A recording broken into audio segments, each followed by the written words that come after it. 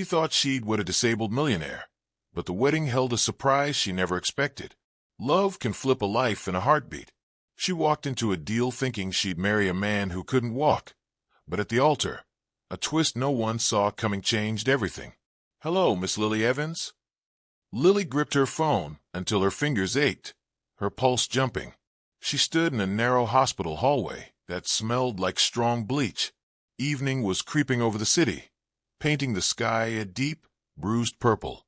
She had been here every single day for a week because her mother lay 2 rooms away, small, still, and in urgent need of a very expensive surgery. "Yes, this is Lily," she said, voice shaking. "My name is Charles Given," the caller replied, crisp but not harsh. "I'm an attorney for Mr. Adam Beckett. He asked me to reach out about an arrangement that may resolve your financial troubles." An arrangement? Her stomach flipped. She had tried everything to get money for her mom's treatment, friends, distant cousins, even high-interest lenders. Everyone said no. And now, out of nowhere, a stranger's lawyer wanted to talk about money? She pressed the phone closer. I don't understand." "I'm aware of your mother's situation," Charles said, clearing his throat. "Mr. Beckett is willing to assist. However, the help comes with conditions. He wants to meet you as soon as possible to discuss the possibility of marriage." "Marriage," Lily blurted, loud enough that a nurse stared. Heat rushed to her cheeks. She turned away and lowered her voice. "You must have the wrong person. I don't even know Mr. Beckett." "I understand," Charles answered evenly. "He only asks that you meet him first. If you agree, he'll cover all your mother's hospital bills, surgery and rehabilitation included." Lily's free hand shook. She pictured the beeping monitors around her mom, the shallow breaths, the doctor's grave warnings. If they didn't operate soon, the damage could be permanent, or worse. The call felt unreal, like a cruel trick. But the lawyer's tone, while formal, didn't sound mean. "Can you tell me anything about Mr. Beckett?" she asked. A pause. "He has some physical limitations," Charles said at last. "There was an accident years ago. The details are better left to him." A disabled man. Relief flickered through her, and guilt followed. Maybe he just wanted company, and had the means to help in exchange. Her mother always said life deals strange cards. You do your best with the hand you get. "All right," Lily whispered. "I'll meet him." "Very good," Charles replied. "I'll text the time and place. Tomorrow afternoon. Mr. Beckett will expect you." The line clicked off. Lily stood frozen, thoughts spinning. The whole thing sounded odd, even wrong. But one truth drowned out the rest. If this man can really pay for mom's surgery, can I say no? She turned toward her mother's room. Through the small window, the frail figure lay motionless.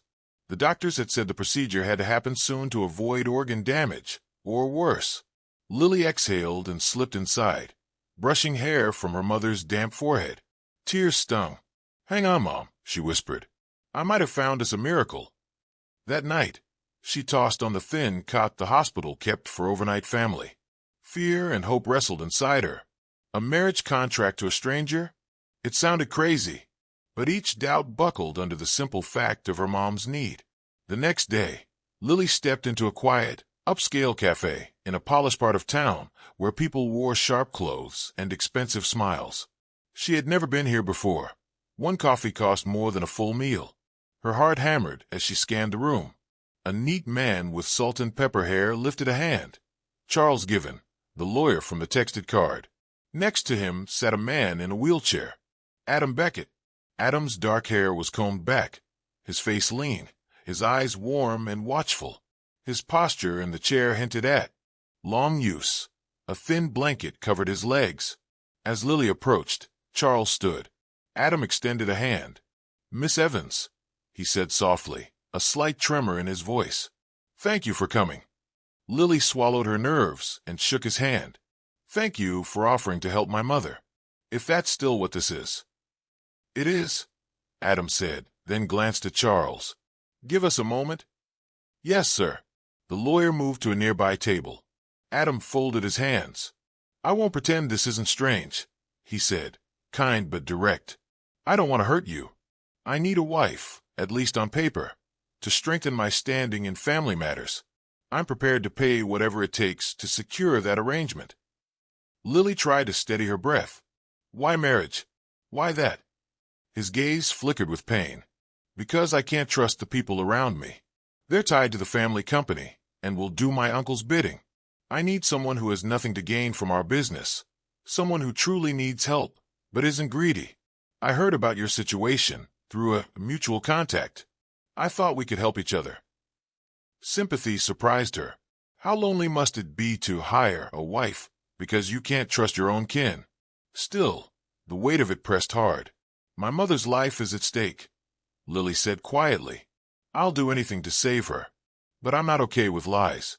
If we do this, I need to know more about your family, your condition, everything." Adam's mouth twitched, almost a smile, touched with sadness. "I'll tell you what I can, and I won't use your desperation against you. I want this to be respectful on both sides." They spoke for nearly an hour. Lily sipped the coffee he ordered for her, hands trembling. She learned Adam's uncle, Charles Beckett Sr., was pushing to seize control of the Beckett tech and real estate empire. Adam said his parents had been wrongly convicted years ago because of that uncle's schemes. Around the same time, Adam's car accident left him partly disabled, or so he implied. Now the uncle wanted Adam to sign away what remained of his inheritance. A marriage, Adam believed, would give him legal and public stability. "My uncle thinks I'm weak," Adam said, bitterness roughening his voice. "But I have a plan to clear my parents' names and take back my role, if I can make it through the court fights and corporate games." Lily listened, chest tight. Beneath his calm manners, Adam was hurting. She understood. She was also fighting for the person she loved most.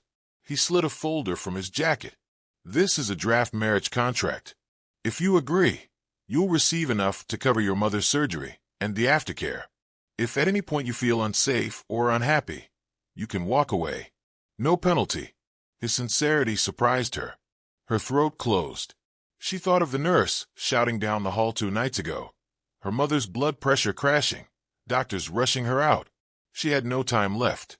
"I'll sign," she whispered, "but you have to keep my mother safe. And you can't hide important things from me." Adam held her gaze.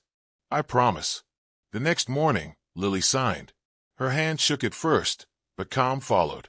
Within hours, Adam's lawyer wired the money to the hospital.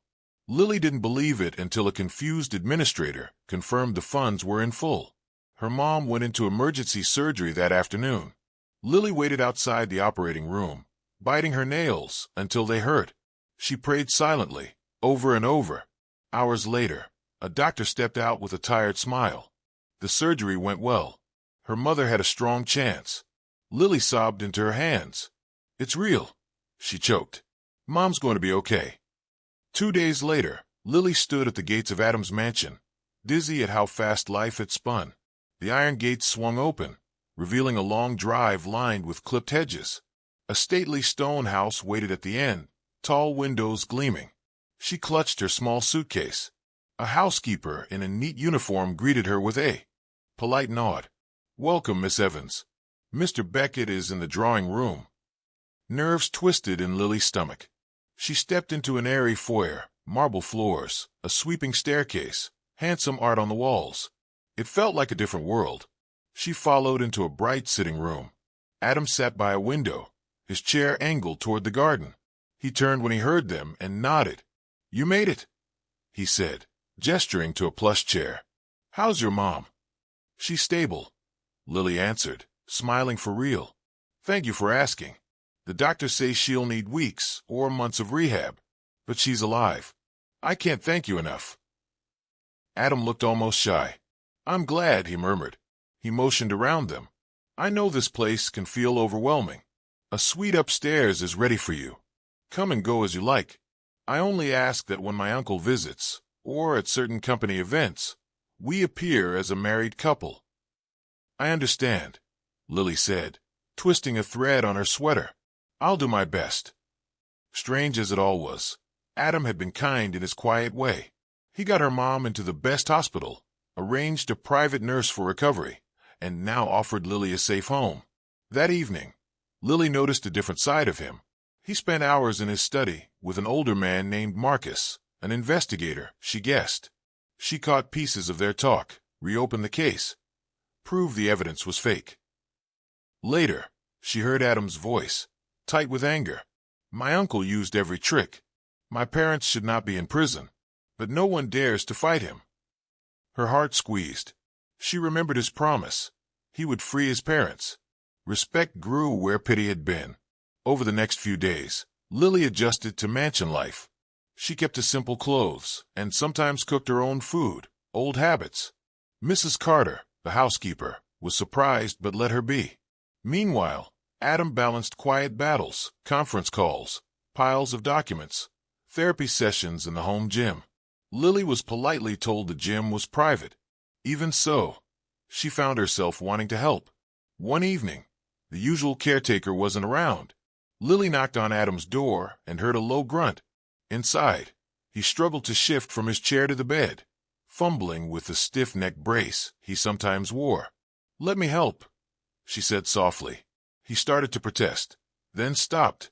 She eased off the brace and helped arrange his legs. She realized he did have trouble, but he wasn't completely helpless. He was in pain, or he hid how able he really was. "Thank you," Adam said, embarrassed. "I'm not used to being seen like this." "We're partners now in a way," she said with a small smile. "It's okay."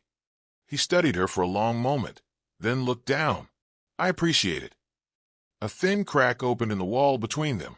Trust fragile but real. Days fell into a pattern. Lily visited her mother and returned to help Adam. Tea during late-night work. A kind ear when his voice went rough from strain. One afternoon, while trimming roses in the garden to calm her nerves, the gate buzzer rang. A dark luxury car slid in. A tall, icy man stepped out with two stern men behind him. Inside, Adam faced the entryway, jaw set. "Adam," the visitor drawled as if he owned the house. "You didn't invite me to meet your new bride, so I came anyway." This had to be Uncle Charles Beckett Sr.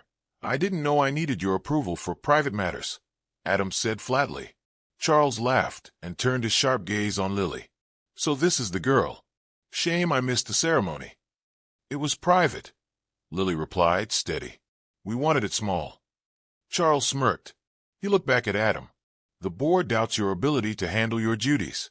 They want your shares. Best to transfer them now, given your circumstances." "I'm not signing anything," Adam said, knuckles white. "My parents built that company. What I hold is mine." Charles's eyes narrowed. The air went tight. Lily wanted to intervene, but sensed Adam needed to stand his ground. "We'll see," Charles said, smiling in a cold way. "Maybe your new wife can talk sense into you, unless she's just another climber after your money." His look slid over Lily, making her skin crawl. He turned and left, his men right behind him. The door shut. Adam's breath shook. Lily stepped close and rested a hand on his shoulder. "You okay?" He nodded, pale. "He owns the board. He forced my parents to sign things that led to the fraud charges. Now he wants the same from me." "We'll figure it out," Lily said. "You're not alone." That night, Lily carried chamomile tea to the study. A medical report with Adam's name half-hid under a ledger caught her eye. Before she could read much, he noticed and slid it away. But she'd seen a line. Prognosis: full mobility possible with continued therapy. Wait, wasn't he permanently disabled? Her mind flashed to small moments when he moved more easily than expected. The next day, curiosity tugged at her. During a therapy session, she peeked through a crack in the gym door. Shock froze her. Adam braced on parallel bars, took a few shaky steps, then sank into the chair as the therapist steadied him. He could stand. He could walk, briefly, painfully, but still. Guilt stabbed her for spying. But the question wouldn't fade. Why pretend to be completely disabled if he could stand? That night, in the living room, firelight flickering on his face, she sat across from him. "Adam," she said gently, "you can trust me. If there's more to your condition, if you can walk, you can tell me. I won't judge." Surprise flashed in his eyes, then a shuttered calm. "My injuries are complicated," he said carefully. "I'm doing my best." She felt that was only half true, but she nodded, not wanting to push. Her mother soon woke for short moments and knew Lily, even through pain. "Is your new husband kind?" she asked, frowning with worry. "He is," Lily said, meaning it. "He's been through a lot. That's why he seems guarded. But he's good. Take care of each other," her mother rasped. "Money can't buy real love. If something real grows, hold on to it." On the ride back to the mansion, the words echoed. Was something real growing? She thought of the quiet smiles, the gratitude in his eyes when she helped. The contract might have brought them together, but her feelings no longer felt like a business deal. As the wedding drew near, arranged mostly for appearances, tension peaked. Adam planned a small ceremony in the garden to limit his uncle's interference.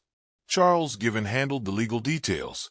For days before the vows, Uncle Charles burst in again, this time with his wife, Miranda, sharp features, icy eyes.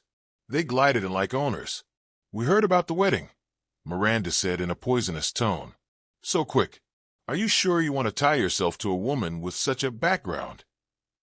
"Lily is my fiancée," Adam said, jaw hard. "I won't allow you to insult her." Charles sneered. "Bold words. The board will soon see your poor judgment. Your shares will move, and the company will be safe from you." Heat burned in Lily's chest. "You don't have the right to control his private life," she said, standing tall. "He's done nothing wrong by wanting a future." Charles laughed coldly. "You really don't know anything. His parents tried to wreck the company and ended up in prison. He's just as foolish if he thinks he can fix their filthy name." "That's a lie," Adam said through his teeth. "You framed them." Miranda lifted a shoulder.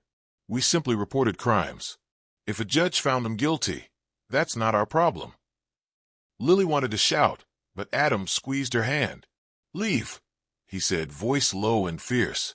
"We have wedding plans." Charles studied him, eyes narrowed. "Have your little show. But the board meets next quarter. You'll be stripped of everything.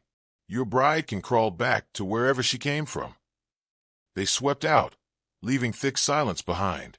Lily trembled, more from anger than fear. Adam still held her hand. "Now you see why I can't show weakness," he said, voice rough. "I'm sorry they spoke to you like that." "Don't be," she said, blinking back tears. "I'm sorry you have to deal with people like them. You don't deserve it." That night, she found him staring at a photo, his parents, smiling with a younger, standing Adam. "This was before everything fell apart," he said. "They were good people. My uncle set them up, made them scapegoats. I'm close to proving it. If I can get shareholders to listen and a judge to reopen the case, they can be freed." Lily's chest ached. She placed a hand on his shoulder. He covered it with his own. "I know I'm asking a lot," he said quietly. "After the wedding, I'll move. My uncle may strike back. You could be in danger." She knelt so their eyes met. "I'm with you, whatever comes." For a breath, something deep passed between them, bigger than the contract. He brushed her cheek, tender and unsure, then pulled back, suddenly shy. "We should rest," he said hoarsely. Near midnight, a thump in the hall broke the quiet. Lily grabbed a robe and slipped out, then froze. Down the corridor, Adam stood, on his feet. His silhouette wavered in moonlight, one hand braced on the wall. He stumbled and fell with a muffled groan. "Adam," she whispered, rushing to him. He gripped his left leg, face tight with pain. "I thought I could make it to the therapy room," he murmured. She slid an arm around his waist and helped him into the chair that had rolled a little away. He felt shockingly light. "Thank you," he panted. "Why hide this?" she asked, tears burning. He went quiet, then whispered, "If my uncle learns I'm regaining mobility, he'll move faster to crush me before I look strong. My plan depends on him underestimating me, my body and my brain. I'm sorry, Lily. I wanted to tell you. I couldn't risk it." "You could have trusted me," she said, hurt and relieved at once. "I do trust you," he said, touching her arm. "After the wedding, I'll tell you everything." Her heart felt bruised, but she nodded. He trusted her, but fear ruled him too. A lot was at risk. The wedding day rose bright and clear, as if the weather itself wanted a truce. The garden, usually calm, buzzed with last-minute work. Chairs on the lawn, white roses lining the aisle, a small altar under the open sky. Lily stood in her room, staring at the mirror. The simple ivory dress fit like it had been made for her. A local artist had done light makeup and a soft updo. She barely recognized herself. Mom would be proud, she thought, heart pinching. Her mother was still in the hospital, healing slowly, but getting better every day. A gentle knock. Charles the lawyer stepped in, smiling. "You look lovely, Miss Evans." "Thank you," she said, shy. "Adam's ready," he said. "He's waiting at the altar." As noon struck, Lily descended the steps into the garden. A small crowd gathered, some business contacts, a few relatives. Adam waited at the front in a dark suit, hands folded on his lap. His face showed calm and quiet resolve. Off to one side stood Uncle Charles and Aunt Miranda, whispering to each other, lips tight. Lily refused to let them sour the moment. The officiant welcomed everyone. Lily stood beside Adam. He reached for her hand. His palm was damp, but his grip was sure. The vows began. Lily's voice shook. Adam sounded steady, yet his eyes were bright. When the officiant asked if there were any objections, a sharp voice cut the air. "I object." All heads turned. Uncle Charles took a step forward. The officiant hesitated, glancing at Adam. "What's your objection?" Adam asked, jaw tight. "This wedding is fake," Charles announced. "My poor nephew lies about his condition, and this girl is only here for money." A wave of shock moved through the guests. A couple of reporters lifted phones. Lily's face burned. "Enough," Adam growled, but Charles barreled on, addressing the crowd. "You should know the truth. Adam can walk. He's been lying to everyone. He plays up the disability to gain pity and to hide his plans to take the company." Gasps rose. Lily felt Adam tremble next to her, not with fear, but with contained anger. The garden went still. Cameras pointed, waiting. Then Adam took a slow breath. He met Lily's eyes, let go of her hand, and put both palms on the arms of his chair. Muscles tight. He pushed himself up. Lily moved to help, but he waved her off. He stood. A collective gasp. Flashes sparked from the phones. Uncle Charles smirked, sure he'd won. "You're right," Adam said, voice clear. "I can stand, and I can walk a little. But I didn't lie to get sympathy. I hid my progress because you, Uncle, would do anything to keep me weak, so you could steal the Beckett legacy and keep my parents in prison." Silence fell. Adam took an unsteady step, leaning on a cane hidden beneath the chair. "My parents were framed," he told the crowd. "My uncle manipulated evidence. I've gathered proof, and will bring it to court. As for this marriage, yes, it started as an arrangement. But Lily has shown me more kindness than I ever expected. She's not a gold digger. She's someone I respect and care for." Tears blurred Lily's vision. She stepped to his side and let him lean on her. Uncle Charles's face sharpened with anger as murmurs swept the guests. He hadn't expected Adam to answer head-on. "You can't prove anything," Charles snapped. Adam slid a small USB drive from his jacket.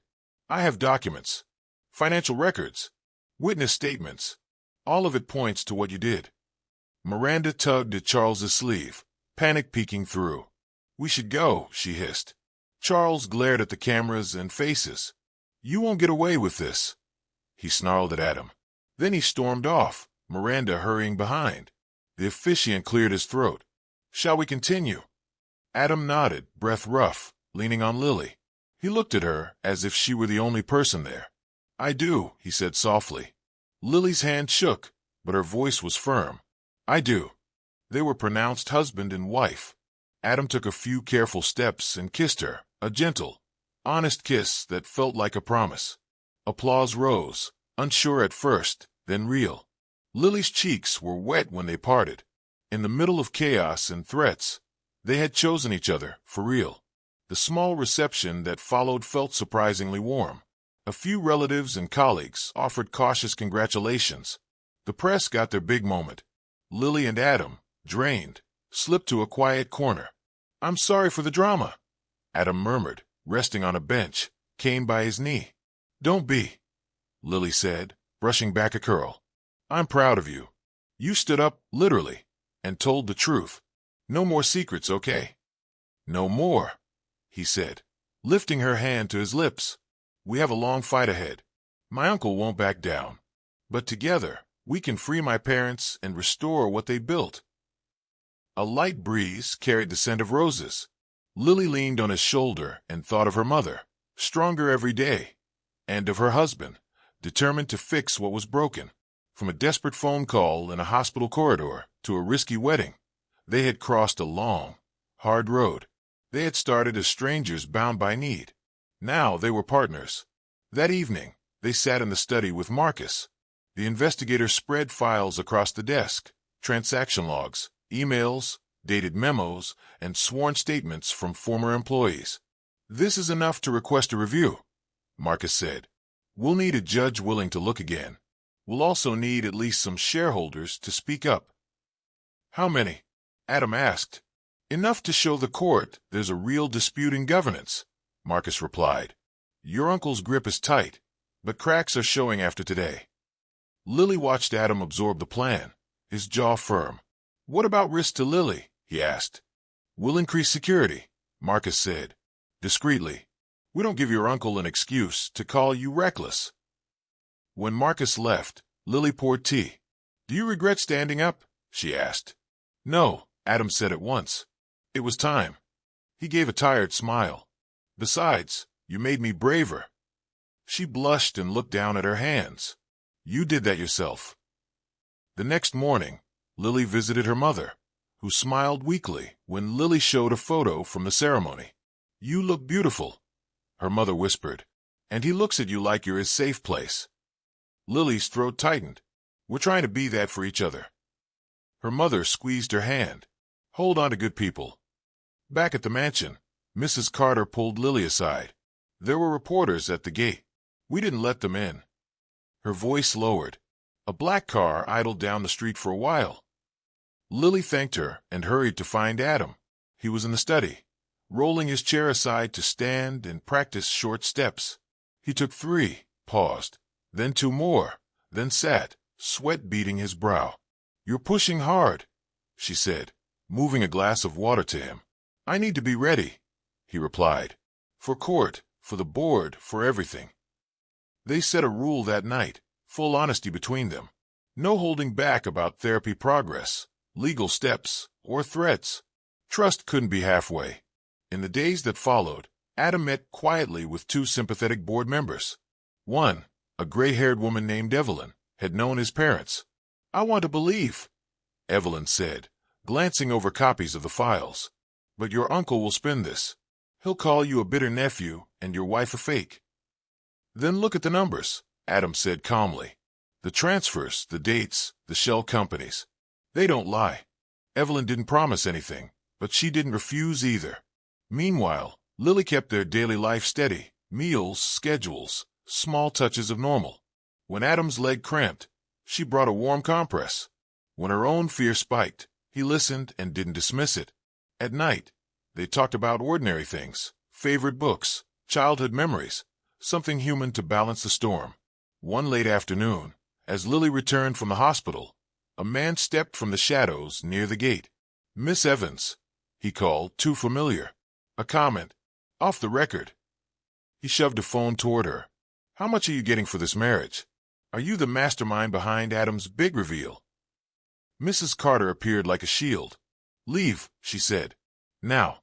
Shaken, Lily hurried inside. Adam met her at the door, face darkening as she told him. "We'll change your routes," he said, jaw tight. "No more coming home alone." "I don't want to hide," she said softly. "You won't," he answered. "But you won't walk into a trap either." That night, Marcus installed subtle cameras at the entrance and upgraded the gate system.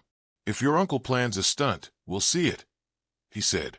2 days later, Uncle Charles sent a courtesy letter through his lawyers demanding Adam appear before the board for a fitness review.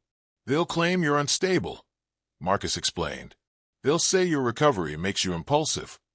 "Then I'll show them I'm steady," Adam said, "and I'll bring a slice of the proof." Lily glanced at him. "Not all of it." "We keep our strongest cards for court," he said. We can't trust the boardroom. On the morning of the review, Lily helped him with his tie. His hand covered hers for a quiet second. Whatever they say in there, remember this, he whispered. You are the best choice I've made. Her breath caught. You too. He left with Marcus and Charles the lawyer. Lily waited at home, restless. She watered the garden twice, then stood by the window until the car returned. Adam came in with shoulders squared and eyes bright. Well, she asked. They didn't get what they wanted, he said, sinking into the chair with a grim smile. Evelyn pushed back. A few others stayed quiet. My uncle couldn't force a vote today. Relief washed over her. That buys us time. Enough to file, he said. Marcus will submit the motion next week. That evening, they celebrated with simple food at the kitchen island, soup and bread, nothing fancy. They laughed softly at nothing at all, just happy for a small win. Before bed, Adam practiced standing again. He placed the cane, rose, held his balance longer than before, then sat with a groan. You did it, Lily said, pride warming her voice. His smile was boyish and surprised. We did. The next morning, an envelope arrived with no return address. Inside was a single photo, Adam's parents, handcuffed, being led from a courthouse years ago. Across it, someone had scrawled in red marker, Stay down. Lily's hand shook as she carried it to Adam. He studied it, then set it aside. He wants us rattled, he said evenly. We don't flinch. I'm scared, she admitted. So am I, he said. Fear just means we care about what we could lose. He slid the photo back into the envelope and handed it to Marcus. Document it. Don't engage. That night, Lily dreamed of long halls with no exits. She woke to Adam's hand in hers. You're safe, he murmured. I'm here. In the daylight, they pressed on. Marcus coordinated with an honest accountant who confirmed odd transfers from decades back. A former junior attorney agreed to sign a statement about pressure from higher-ups to bury a memo. The puzzle grew clearer. Uncle Charles responded with a smear in a business blog. Insiders calling Adam unstable and accusing Lily of influence. It stung, but they didn't take the bait. Instead, they planned a quiet, careful interview with the respected reporter known for fairness, someone who would verify before printing. On camera, Adam spoke calmly. I'm recovering. I'm not ashamed of that. My progress was private for strategic reasons. My focus is on truth and justice for my parents. He didn't mention the strongest evidence. He didn't attack. He just stood, briefly, carefully, and sat. The piece ran balanced and firm. It didn't fix everything, but it shifted the tone. That evening, as the sun dimmed, Lily and Adam walked in the garden. He with his cane, she at his side, not holding him unless he asked. I want to be worthy of you, he said quietly. You already are, she replied. He stopped beneath the roses, eyes soft. When this is over, when my parents are free, I'd like to have a real ceremony. With your mother there. Lily's throat tightened. Me too. They stood for a while, breathing in the sweet air, ready for what tomorrow would bring. The court filing went in on a Monday morning. Marcus clicked submit and exhaled. Clock's ticking, he said. Your uncle will try to crush this early. He'll push the board to declare me unfit, Adam said. Or he'll go after Lily. We won't let him, Marcus answered. Lily visited her mother and found her stronger, sitting up with help, asking for soup, cracking a tiny joke about hospital food. Tell Adam thank you, she whispered. Tell him I'm cheering. I will, Lily promised. At home, Lily found a delivery, a box of white lilies with no card. The flowers were perfect on the surface, but a smear of dark grease stained the tissue paper. Marcus bagged it for evidence. A warning dressed as a gift, he said. That evening, Adam showed Lily a new set of exercises, gentle stretches and balance drills. My therapist added these, he said. They'll help me stand longer in court if needed. She steadied the back of a chair while he shifted weight from one foot to the other, slow and controlled. He grimaced, then grinned when he did a full set without stopping. You're stubborn, she teased. Learn from you. He shot back, and they both laughed. 2 days later, Evelyn requested. A private lunch. She met Adam and Lily in a quiet room at a downtown club and set a folder on the table. "I can't break my duties," she said, "but I can tell you what I saw then and what I see now. Your parents were railroaded. I didn't have power then. I do now." Adam's jaw tightened. "Will you stand with us?" "If the evidence holds," she said, "I'll speak." They left with a thin thread of hope. That night, rain pattered the windows. Lily made tea and carried 2 cups to the study. Adam wasn't there. She found him in the darkened living room, looking out at the storm. He turned. "I keep thinking about the moment my parents were taken," he said quietly. "I was old enough to understand. I hated that I couldn't do anything." "You're doing something now," she said. "You're not that boy anymore." He nodded, eyes wet but steady. "Because I'm not alone." The next morning, a letter from the court arrived. Request for a preliminary hearing to decide if the case had enough to proceed. "This is it," Marcus said. "If we pass this, we get discovery." Uncle Charles struck back, calling an emergency board session. Marcus glanced at the notice and swore under his breath. "He'll try to remove you before the hearing." "Then we go," Adam said. We faced them. The boardroom was all glass and steel, with a long table and cold light. Uncle Charles sat at the head, Miranda at his side. Board members lined the seats. Adam entered with Lily and Charles the lawyer. He stood, using his cane, and waited without wobbling. The room went quiet. "We are here to discuss leadership fitness," Uncle Charles began smoothly. "Adam has shown poor judgment, public stunts, a sham marriage, baseless accusations." "Stunts? Adam repeated calmly. You mean standing on my feet? Recovery isn't a stunt. As for the marriage, my wife is not a prop. And the accusations aren't baseless. They're backed by records, sworn statements, and math." Evelyn leaned forward. "Let him speak," she told Charles. Adam laid out a careful summary. No names they hadn't already filed. No documents that weren't public. He spoke plainly, no theatrics. Lily watched faces shift, some doubtful, some thoughtful, 1 or 2 openly hostile. When he finished, Uncle Charles smiled, thin and cold. "Charming speech. But the company needs stability.